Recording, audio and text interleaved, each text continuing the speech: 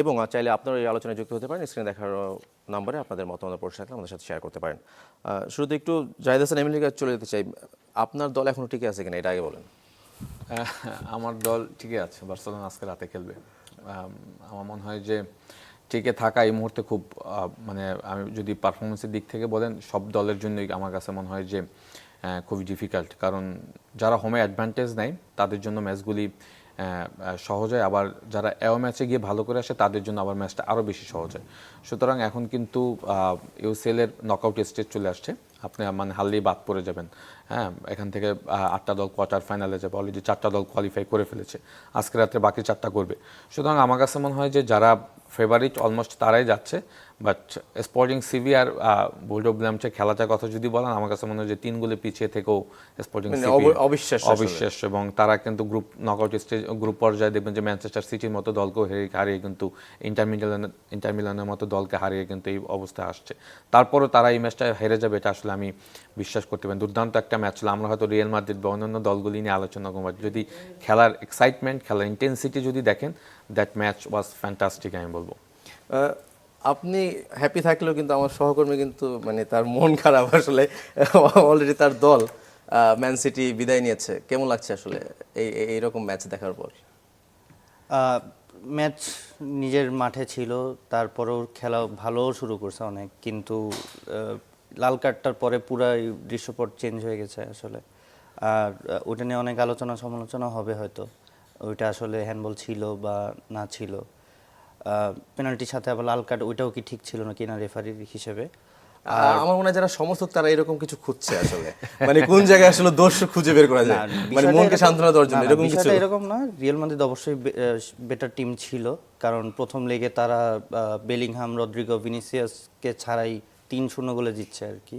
তারপরেও সেকেন্ড লেগে এমবাপে 70 মিনিটে পরে নেমেছে, তারপরেও ভিনিসিয়াস যেভাবে খেলেছে শুরু থেকেই, ভিনিসিয়াসের প্রত্যেকটা রান, প্রত্যেকটা অ্যাটাক মনে হচ্ছিল যে সিটি হয়তো এখনই গোল হজম করে বসবে। অ্যান্ড রিয়াল মাদ্রিদ সবসময় আমরা জানি যে কাউন্টার অ্যাটাকিং খেলে আর কি, তো কালকেও তাই খেলেছে। অ্যান্ড ম্যান সিটির যে হাইলাইন ডিফেন্সের জন্য ওরা প্রতিবারই ওইটার সুবিধা নেওয়ার চেষ্টা করেছে আর কি। তো যতবারই আক্রমণে গিয়েছে রিয়াল মাদ্রিদ, ততবারই মনে হচ্ছে রিয়াল মাদ্রিদ গোল করবে আর কি। তো বেটার টিম হিসেবে রিয়াল মাদ্রিদ পরের রাউন্ডে গিয়েছে আর কি। কি বলবেন কালকের ম্যাচ দেখার পর? যে না, আমার কাছে মনে হয় যে চ্যাম্পিয়ন্স লিগ আসলে রিয়াল মাদ্রিদ আসলে অন্যরকম রিয়াল মাদ্রিদ হয়ে যায়। আপনি যদি লিগের পারফরমেন্স দেখেন, 2 রাউন্ড আগেও কিন্তু তারা এলসের সাথে 1 গোলে হেরে গিয়েছে। হ্যাঁ, বার্সেলোনার সাথে তাদের পয়েন্ট টেবিলের ডিফারেন্স অলমোস্ট 4, আমি যদি ভুল না করে থাকি।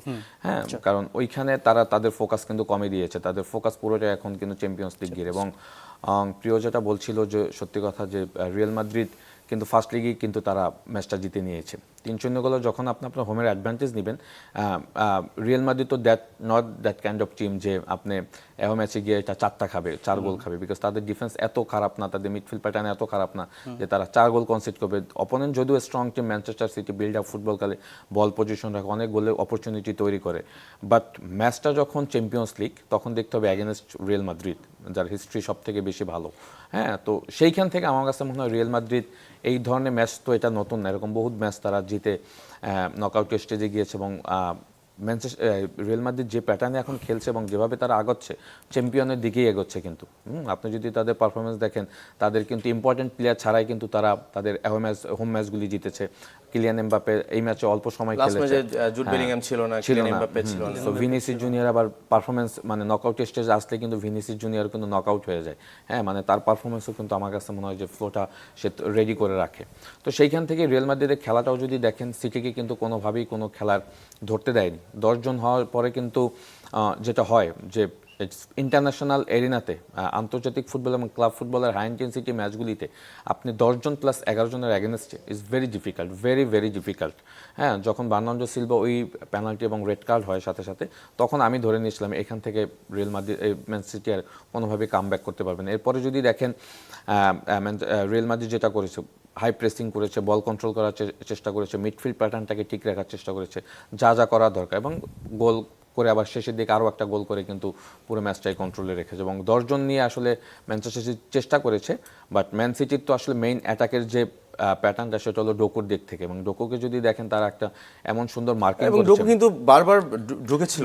ঢুকেছিল, বাট বারবার যেটা হয় যে ডিবক্সে- রিয়াল মাদ্রিদের বড় একটা গেম প্ল্যানের অংশ ছিল কিন্তু তাদের লেফট ফ্ল্যাঙ্ক, হ্যাঁ, অর্থাৎ তাদের রাইট ব্যাকে যদি দেখেন আলেকজান্ডার আর্নল্ড, এবং ডাবল ডিফেন্ডিং করেছে দুইজন প্লেয়ার সবসময় কিন্তু ডোকুকে, ভালভার্দে আর হ্যাঁ। Alexander Arnold. সো এই জিনিসগুলি কিন্তু আসলে আমার কাছে মনে হয় যে ম্যানচেস্টার সিটিকে পিছিয়ে দিয়েছে। হ্যাঁ, যদি রেড কার্ড নাও হতো, 4 গোল দিয়ে strongly comeback was very difficult হতো তাদের জন্য, বিকজ রিয়াল মাদ্রিদের ডিফেন্স এবং মিডফিল্ডের ভিতরে যে গ্যাপ, যে মানে যে ওদের যে ডিফেন্ডিং ট্রানজিশন পিরিয়ডে তাদের যে কম্প্যাক্টনেস, ওইটা আসলে ব্রেক করা খুব টাফ হতো যদি 11 জন থাকতো। তারপরে যখন 10 জন 11 জন হয়ে যায়, তারপর তার খেলাটা কিছু থাকে না, সেটাই হয়েছে। হ্যাঁ, বাট রিয়াল মাদ্রিদ আমার কাছে মনে হয় যে তাদের চ্যাম্পিয়ন্স লিগের ফ্লোটা আস্তে আস্তে এইভাবেই তৈরি করছে এবং তারা চ্যাম্পিয়নের দিকে যাচ্ছে। আমরা একটু দর্শকদের উদ্দেশ্যে একটু দেখাতে চাই আসলে গতকালকে রেজাল্টগুলো একটু আমরা একটু যদি দেখাই, যে গতকালকে সেকেন্ড লেগে কিন্তু man city 1, Real Madrid 2, Chelsea 0, 3 PSG. এই জায়গাটা আপনি কি বলবেন? চেলসি ঘরের মাঠে যেভাবে এবং মানে পিএসজি অ্যাওয়ে ম্যাচে একই স্টাইলের খেলা আর কি। পিএসজি তো ডিফেন্ডিং চ্যাম্পিয়ন, এরা তো আসলে মানে পিএসজি হলো যে ম্যাচ উইনিং প্লেয়ার এত প্লেয়ার বেশি, মানে গোল করার স্কোরার প্লেয়ার অনেক, হ্যাঁ, যার কারণে প্যারিসের এগেনস্টে আসলে যারাই খেলুক না কেন, দেখবেন যে শুরুতেই কিন্তু খুব মানে অনেকগুলি চান্স তৈরি করে ফেলে, এবং চান্স তৈরি করে সেগুলি যে তারা নষ্ট করে তা না, ওগুলি গোলে কনভার্ট করে। এইটা আসলে ডিফেন্ডিং চ্যাম্পিয়ন এবং প্যারিসের জন্য আমার কাছে মনে হয় সব থেকে বড় প্লাস পয়েন্ট। এবং এরপরে আছে আর্সেনাল 2-0 লিভারকুজেনের সাথে, স্পোর্টিং লিসবন এবং বোদো। আপনি যেটা বলছিলেন যে স্পোর্টিং লিসবন এবং বোদো, এবার কিন্তু মানে আমরা যদি শুরু থেকে দেখি যে বোদোর যে খেলার স্টাইল, মানে আমরা ওই দিনও বলছিলাম যে আমরা বোদোকে নিয়ে আলাদা করে স্টোরি করতে হবে, মানে তারা এভাবে তাদের উত্থাপনটা আসলে তাদের, কিন্তু হঠাৎ করে 5-0 গোল, এইটা কি আমরা মেনে নিতে পারতেছেন কিনা? না, সেটাই বললাম, আমি আসলে খেলার আগে আমার প্রেডিকশন ছিল যে হয়তো 3-1 হবে বা 3-2-তে এগ্রিগেটে আপনার হয়তো বোজো চলে যাবে সুপার 8-এ। বাট সত্যি কথা বলে স্পোর্টিং লিসবন আসলে যেভাবে শুরুটা করেছে, হ্যাঁ, তাদের টার্গেট ছিল ফার্স্ট হাফে তারা 2টা গোল দিবে, হ্যাঁ, একের পর এক। প্রত্যেকটা গেমেরও তো একটা প্ল্যান থাকে, হ্যাঁ, 90 মিনিটস খেলা, 90 মিনিট পর কিন্তু প্ল্যান করে কোনো লাভ হয় না। তাদের ফার্স্ট 45 মিনিটসের প্ল্যানই ছিল তারা প্রথম হাফেই যেভাবে 2টা গোল দিবে, এবং সেটা কিন্তু তারা দিয়ে ফেলেছে। তারপরে সেকেন্ড হাফে নেমে আবার তাদের প্ল্যান ছিল যে আর্লি কিভাবে আরেকটা গোল দেওয়া যায়, হ্যাঁ, সো প্ল্যানিং অনুযায়ী খেলেছে, এবং যেটা মানে তারা পুরো ম্যাচটাকে ভাগ করে নিয়েছে, যে আমার এই ভাগে আমার 2টা দিতে হবে, পরের ম্যাচে আমার 2টা দিতে হবে, রাইট। এবং সব থেকে বড় ব্যাপার হলো স্পোর্টিং লিসবনের যে দেখবেন যে তারা বল লস করার সাথে সাথে কাউন্টার প্রেস করেছে, মানে কত তাড়াতাড়ি আসলে ফ্যাকশনেবল সেকেন্ডের ভিতরে তারা বল গেইন করে আবার অ্যাটাক বিল্ড আপ করেছে, হ্যাঁ, এবং তাদের ওই পাওয়ারটা ছিল, হ্যাঁ, ফিটনেস লেভেল যদি দেখেন, তাদের যদি খেলার প্যাটার্ন দেখেন, তারা 120 মিনিটে খেলা হয়েছে, কখনোই আমার কাছে মনে হচ্ছে যে তাদের প্লেয়ার টায়ার্ড, হ্যাঁ, আমার কাছে মনে হচ্ছে তারা 140-50 মিনিট হলেও খেলতে পারতো, হ্যাঁ। সো ওই মেন্টালিটিটা নিয়ে কিন্তু তারা নেমেছে, এবং বোধ যেটা হয়েছে যে তারা আসলে গোলগুলি ফার্স্ট হাফে কনসিড করার পরে তারা আসলে খেলায় আর ব্যাক করতে পারেনি, হ্যাঁ। বাট এর আগের বিগত ইন্টার মিলান বা ম্যানচেস্টার সিটির মতো ম্যাচগুলি যদি দেখেন, সেখানে অপোনেন্টকে তারা সবসময় কিন্তু থ্রেটে রেখেছে, হ্যাঁ, চাপে রেখেছে। বাট এই ম্যাচে তারা প্রচণ্ড চাপে ছিল। আমি আসলে ঠিক মানে যেটা হলো যে আগে গোল কনসিড করলে যেটা হয় আর কি। আপনি ভিনিসিয়াসের কথা বলছিলেন, আসলে ভিনিসিয়াস কালকে জোড়া গোলের সাথে জোড়া গোল করেছে, এবং তার উদযাপনগুলো যদি একটু খেয়াল করেন, মনে আছে কিনা যে গেল মৌসুমে, আগের মৌসুমে যখন তার নামে ব্যানার হয়েছিল, রদ্রি যখন ব্যালন ডি'র জিতলো, সে কি একটু হলো তার প্রতিশোধটা নিতে পেরেছে কিনা?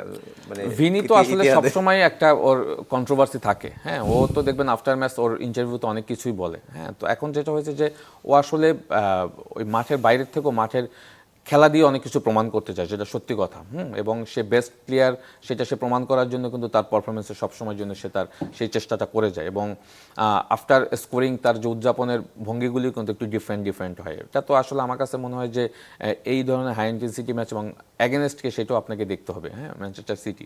তো তার গোল করার পরে আসলে এই ধরনের ভঙ্গি বা উদযাপনটা এটাই হওয়াটা নর্মাল।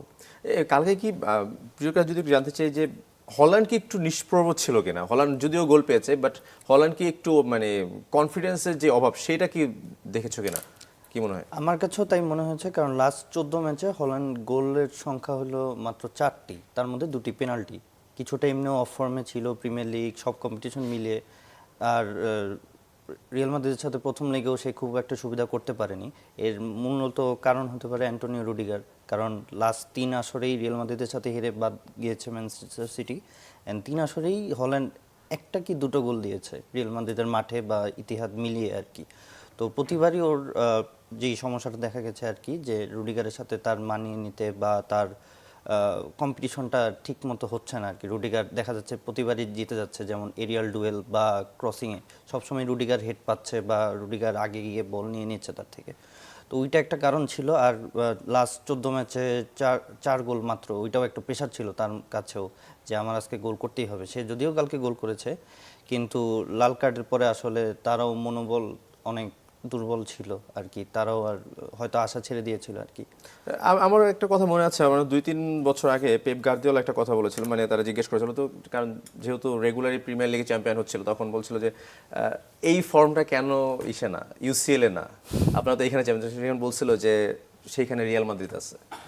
মানে আপনার কাছে কি মনে হয় যে আসলে এটাই কোনো কারণ কিনা? না, অপোনেন্ট যখন রিয়াল মাদ্রিদ, এবং যেটা আমি শুরুতে বলেছিলাম যে চ্যাম্পিয়ন্স লিগে রিয়াল মাদ্রিদ যখন নকআউট স্টেজে স্পেশাল আসে, তখন আসলে তারা ধরাছোঁয়ার বাইরে চলে যায়। এখানে কিন্তু দুই রকমের সিস্টেমটা হয়। একটা হলো যে আপনার এই মোমেন্টে এসে, এখন কিন্তু একদম সিজনের লাস্টের দিকে, হ্যাঁ, আপনি যারা ক্লাব ফুটবলে যারা রেসে রয়েছে, তাদের কিন্তু ক্লাব ফুটবলের দিকেও ফোকাস দিতে, at the same time champions লিগের ম্যাচগুলির দিকেও ফোকাস দিতে, এবং প্লেয়ারের ইনজুরিটা কিন্তু ইম্পর্টেন্ট, প্লেয়ারদের ইনজুরিটা কিন্তু খুব ইম্পর্টেন্ট। লাইক ক্লিয়ান এমবাপ্পে কিন্তু দেখেন ইনজুরি, তারপরও রিয়াল মাদ্রিদ কিন্তু কোনোভাবেই অভাবটা বুঝতে দেয়নি। হ্যাঁ, so Real Madrid that team আমার কাছে মনে হয় চ্যাম্পিয়ন্স লিগে তারা তাদের ইম্পর্টেন্ট প্লেয়ার থাকুক বা না থাকুক, তাদের ম্যাচ উইনিংয়ের যে মেন্টালিটি চ্যাম্পিয়ন্স লিগে তৈরি করেছে বিগত দিন থেকে এই পর্যন্ত, সেইটা কিন্তু তারা কন্টিনিউ করেছে। অ্যাট দ্য সেম টাইম আমার কাছে মনে হয় যে তারা এখন লিগ থেকেও মেইন ফোকাস দিয়েছে আপনার চ্যাম্পিয়ন্স লিগের দিকে, বিকজ লিগে অলরেডি তারা বার্সেলোনা থেকে একটা দূরত্ব তাদের তৈরি হয়ে গেছে, যদিও এল ক্লাসিকো আর একটা ম্যাচ আছে সম্ভবত, তো এটার উপর অনেক কিছু ডিপেন্ড করে। তো এখন যেটা হলো যে চ্যাম্পিয়ন্স লিগ আসলে ম্যানচেস্টার সিটিও কিন্তু দেখবেন ক্লাব ফুটবল, তাদের লিগেও কিন্তু তারা স্ট্রাগল করছে, হ্যাঁ, ফ্রিকোয়েন্টলি কিন্তু সব ম্যাচ জিততে পারছে না, যার কারণে কিন্তু আর্সেনাল অনেক ডিফারেন্স তৈরি করে ফেলেছে। তো এখানে আমার কাছে মনে হয় যে ওই দুইটা দিকে ফোকাস দিতে গিয়ে দেখা যায় যে চ্যাম্পিয়ন্স লিগ আইদার লিগ দুই জায়গায় খারাপ করছে, হ্যাঁ, স্পেশালি ম্যানচেস্টার সিটি এবং রিয়াল মাদ্রিদ। আমার কাছে মনে হয় যে পজিটিভ দিক হলো তারা লিগের ফোকাস একটু কম দিয়ে চ্যাম্পিয়ন্স লিগের দিকে তাদের ফোকাসটা বাড়িয়ে দিচ্ছে। এবং আপনি বলছেন যে আর্সেনালের, আমি যদি একটু আর্সেনালের কথা বলি, Right, আপনি লিগের কথা exactly, বলছেন, exactly. সেই জায়গায় কি আর্সেনালের কি এখন যে কোনো একটা চুজ করা উচিত কিনা, যে আমরা হয় প্রিমিয়ার লিগের দিকে যাব না চ্যাম্পিয়ন্স লিগের দিকে যাবো? কারণ আর্সেনালের যে পারফরমেন্স, সেটা কিন্তু সবসময় একটা প্রশ্নবিদ্ধ পারফরমেন্স। দেখেন আর্সেনালকে নিয়ে মানে আমি চাই মানে আমি হয়তো আর্সেনালের সাপোর্টার না, 2004 সালের শেষবার তারা লিগ টাইটেল, আমি চাই মনে প্রাণ আর্সেনাল লিগ চ্যাম্পিয়ন হোক, চ্যাম্পিয়ন্স লিগও চ্যাম্পিয়ন হোক। এই কারণে চাই কারণ আর্সেনাল দ্যাট টিম, হ্যাঁ, কনসিস্টেন্সি যদি দেখেন লিগে এবং চ্যাম্পিয়ন্স লিগে একমাত্র দল সব থেকে বেশি পয়েন্ট নেই কিন্তু আপনার দেখবেন যে রাউন্ড অফ 16-এ আসছে, হ্যাঁ, তো সব থেকে বেশি 1 নাম্বার দল হিসাবে, হ্যাঁ, এবং পয়েন্ট টেবিলে যদি দেখেন সেখানেও কিন্তু লিগেও তারা এখন টপে এবং সিটির সাথে তাদের ডিফারেন্সটা বেশি। তো আর্সেনাল দেখবেন যে একদম এখনও তো অনেক রাউন্ড বাকি আছে লিগের দিকে, তো শেষের দিকে গিয়ে আর্সেনালকে নিয়ে আসলে আমরা হতাশায় থাকি। দেখা যায় যে তারা 2-3টা ম্যাচ খুব মানে ম্যাচ বাই ম্যাচ তারা লস করে লিগ শিরোপা হারিয়ে ফেলে, বিগত দিনে সেটাই হয়েছে কিন্তু। তো আর্সেনাল এইবার যেভাবে আসলে কনসিস্টেন্সি দেখাচ্ছে, আমার কাছে মনে হয় যে চ্যাম্পিয়ন্স লিগ এবং লিগ দুইটাই তারা নেওয়ার জন্য কিন্তু আসলে দুই দিকেই তাদের সমান মনোযোগ রয়েছে। এবং সবথেকে বড় ব্যাপার হলো যে মিকেল আর্টেটার আসলে অনেক রিসোর্স রয়েছে। স্যার প্রিয়, আমরা আলোচনা যাবো। আজকেও কিন্তু 4টা ম্যাচ রয়েছে, আমরা আলোচনা করছিলাম যে অলরেডি 4টা স্পট দখল হয়েছে, আরও 4টা ম্যাচ রয়েছে, আমরা একটু সেটা দেখে নিতে চাই যে কার কি অবস্থা। বার্সেলোনা নিউক্যাসল মানে সমানে সমান, এখানে কোনো মনে হয় কি মনে হয় বার্সেলোনা নিউক্যাসল ম্যাচ নিয়ে? না, ম্যাচটা আসলে কোথায় সেটা দেখতে হবে, হ্যাঁ, নো ক্যাম্পে যেহেতু ম্যাচটা, so it's very difficult for Newcastle. এবং এরপর লিভারপুল, গালাতাসারাই এবং টটেনহ্যাম, আতলেটিকো 5-2 এবং বায়ার্ন মিউনিখ 6-1। আমরা যদি একটু দেখি যে লিভারপুল আর গালাতাসারাই কিন্তু একটা ইন্টারেস্টিং বিষয় রয়েছে, এই মৌসুমে কিন্তু দুইবার দেখা হয়েছে এবং দুইবারই কিন্তু গালাতাসারাইয়ের কাছে লিভারপুল হেরেছে। সো একটা চ্যালেঞ্জ কিনা যে লিভারপুলের মতো দলের কাছে, এবং ঘরের মাঠে, যদিও আর্নে স্লট গতকালকে আমরা দেখছিলাম যে তিনি প্রেস ব্রিফিংয়ে বলছিল যে ঘরের মাঠ বাড়তি সুবিধা পাবো এবং আমরা এই ম্যাচটা জিতবো।